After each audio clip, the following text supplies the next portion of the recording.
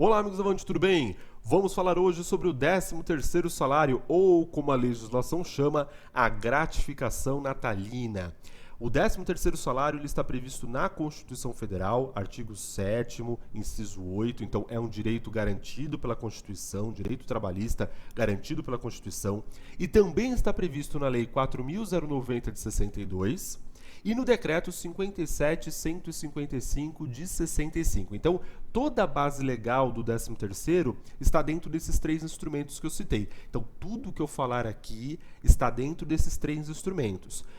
Do inciso 8 do artigo 7º da Constituição Federal, da Lei 4.090 de 62 e principalmente do Decreto 57.155 de 65, porque é esse decreto que traz o regulamento. Então, toda a regulamentação do 13º, ela está contida dentro deste decreto. Muito bem. A primeira coisa que nós temos que saber sobre o 13º salário é que ele é pago em duas parcelas. A primeira parcela é paga entre os meses de fevereiro e novembro de cada ano, legal? Entre fevereiro e novembro de cada ano. Data máxima para pagamento da primeira parcela é 30 de novembro. Tudo bem? Fechou? E a segunda parcela? A segunda parcela, a lei só traz a data máxima. E a data máxima de pagamento da segunda parcela é 20 de dezembro. Meus amigos, então, uma coisa que a gente tem que guardar em mente. A primeira parcela entre fevereiro e novembro a qualquer tempo, desde que seja dentro desse período, entre fevereiro e novembro, data máxima 30 de novembro, e a segunda parcela no mês de dezembro, no dia 20 de dezembro. Tudo bem? Legal? 20 de dezembro é a data máxima. Posso pagar antes, professor? Pode, não tem problema. 20 de dezembro é a data máxima. Muitos me perguntam se o empregador pode pagar integralmente o 13º, ao invés de pagar em duas parcelas, pagar integralmente. Por exemplo, professor, eu posso pagar o 13º integralmente no mês de dezembro? Em dezembro, não.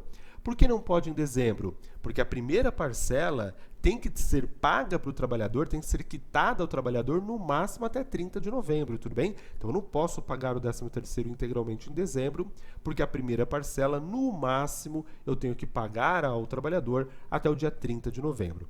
Se for pagar, então, o 13º integral, eu tenho que pagar até 30 de novembro. Embora eu não recomendo. Eu recomendo que o empregador pague o 13º em duas parcelas e utilize o pagamento da segunda parcela, faça o pagamento da segunda parcela apenas no mês de dezembro. Por quê? Veja que eu comecei o nosso vídeo aqui falando sobre o 13º e falei que a lei chama o 13º salário de gratificação natalina. Então perceba, o nome técnico, o nome jurídico do 13º é gratificação natalina. Inclusive, pode conferir, está lá na Lei 4.090 de 62. E aí, tem uma coisa que eu comento muito em aula, sempre que eu coloco um tema aqui na Avante, nas aulas da Avante, falando de direito, eu sempre comento uma coisa, que é o espírito, é o intuito da lei. Aquilo que nós, do jurídico, chamamos de mens legis. Mens legis é uma expressãozinha em latim que significa justamente isso, né? O espírito, o intuito da lei, o objetivo da legislação com aquela regra. Qual que é a mens legis? Qual que é o intuito? Qual que é o espírito do 13º salário ou da gratificação natalina, como a lei fala? É conceder ao trabalhador uma renda no final do ano para que ele tenha condições de ter um Natal mais farto. Então, ter uma fartura maior no Natal. Por exemplo, comprar o panetone, o peru de Natal, comprar o chester, o presente das crianças, fazer uma ceia, guardar o dinheiro, sei lá, comprar um carro novo, não sei. É uma gratificação na época do Natal. Justamente por isso, não se recomenda antecipar integralmente o pagamento do 13º para antes de novembro, antes de dezembro, porque ele não teria, na prática, o espírito da legislação, não teria a mens legis satisfeita, não teria a gratificação natalina. Tudo bem? Legal? Então, via de regra, meus amigos, primeira parcela entre fevereiro e novembro, até 30 de novembro no máximo. Segunda parcela, dentro do mês de dezembro, sempre lembrando que a data máxima é 20 de dezembro. Tudo bem? Quanto? Quanto que o empregado recebe na primeira e na segunda parcela? Na primeira parcela, o empregado recebe 50% do seu direito. Tudo bem? Vou pensar aqui, a princípio, com você em salário fixo. Imagina que ele tem um salário de R$5.000. Na primeira parcela, ele recebe 50%, recebe metade. Metade de 5 mil, ele vai receber R$ 2.500. Faz de conta que nós pagamos para ele lá em 30 de novembro, está chegando agora 30 de novembro, pagamos para ele 50% do seu direito.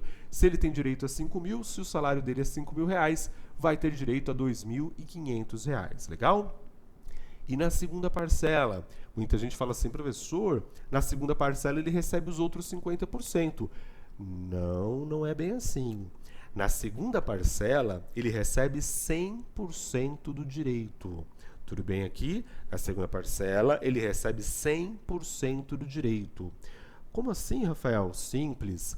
Gente, a primeira parcela é um mero adiantamento de 50% do valor.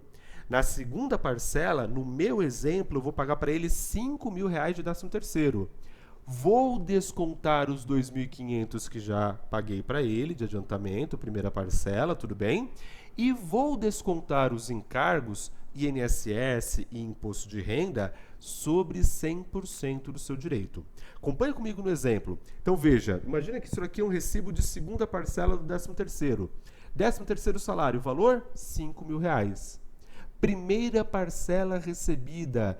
Primeira parcela, ele já recebeu, é o adiantamento de 13º que ele já recebeu, R$ 2.500.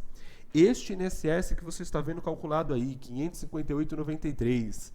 E este imposto de renda, R$ 363,11, esses valores, eles são referentes a R$ 5 mil.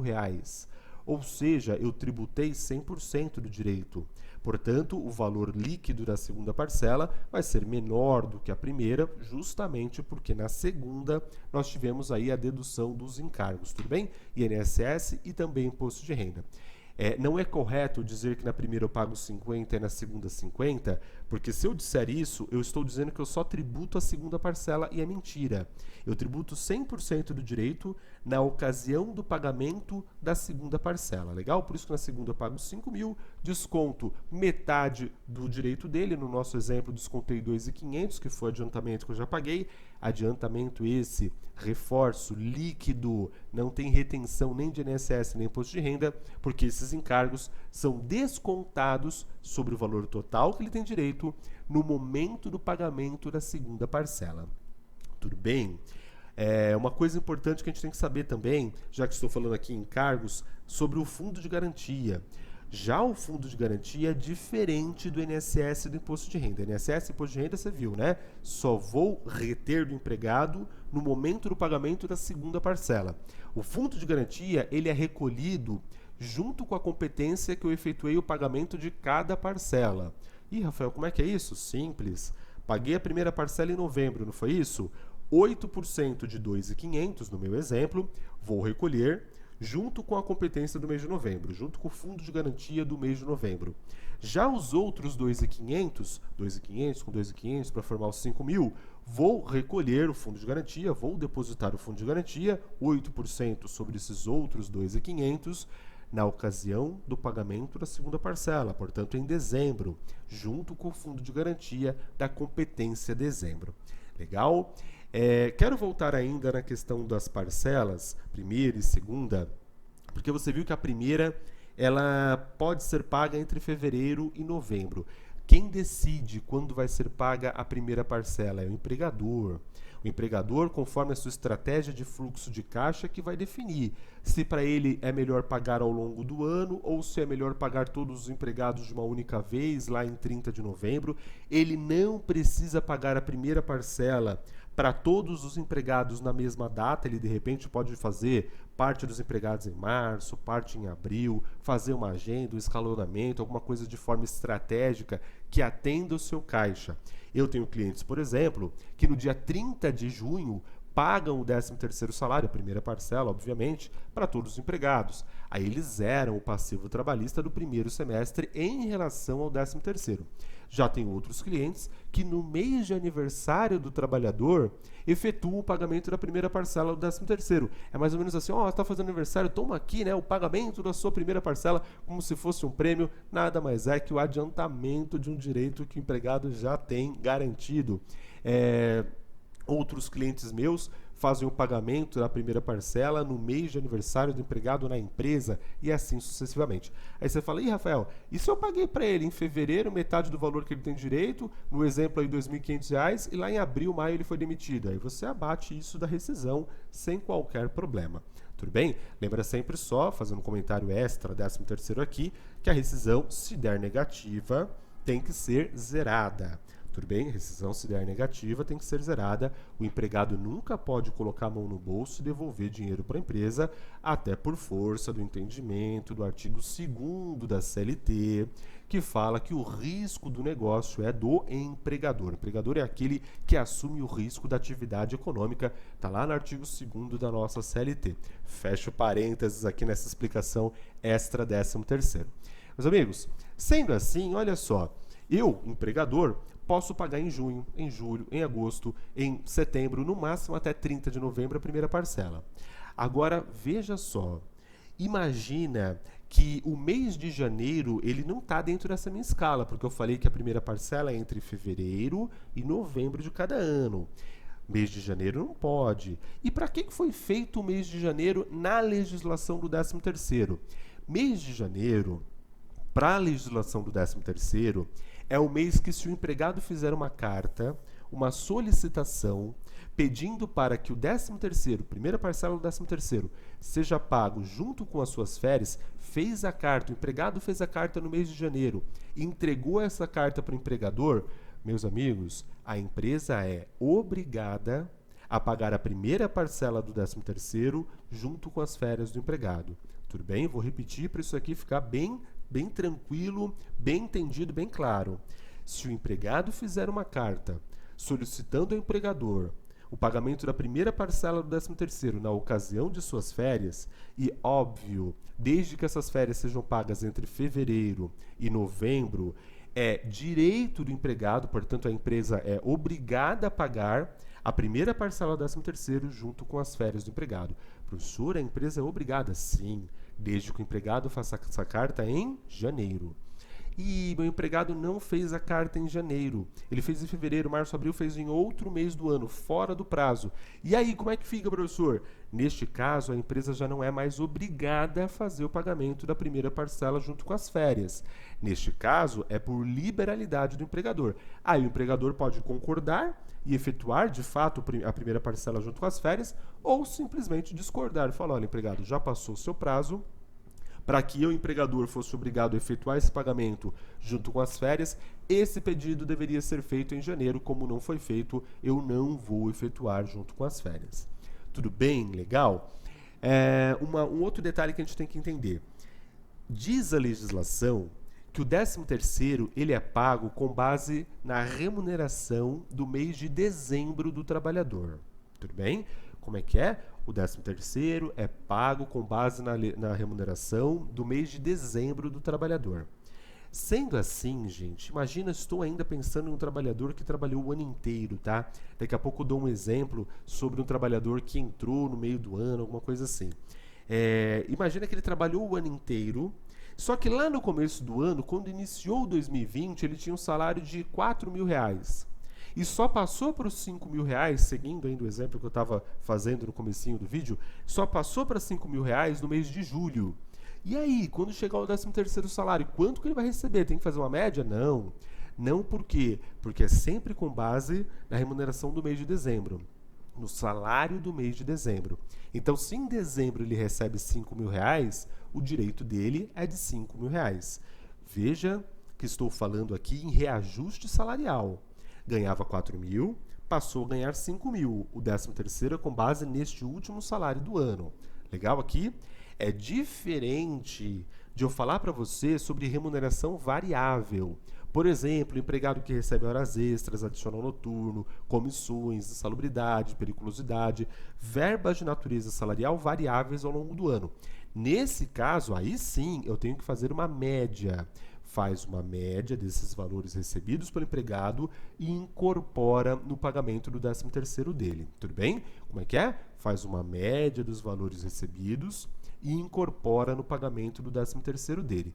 Isso para qualquer valor variável que o empregado receba ao longo do ano, que tenha natureza salarial. Entenda-se natureza salarial aquilo que ele trabalha para receber. Comissão, repito, né? Comissão, hora extra, adicional noturno, insalubridade, periculosidade, adicional de transferência, qualquer adicional, via de regra, vai entrar dentro desta regra.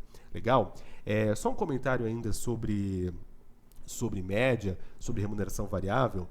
Na primeira parcela, a empresa, se quiser, ela pode fazer só o pagamento com base no salário.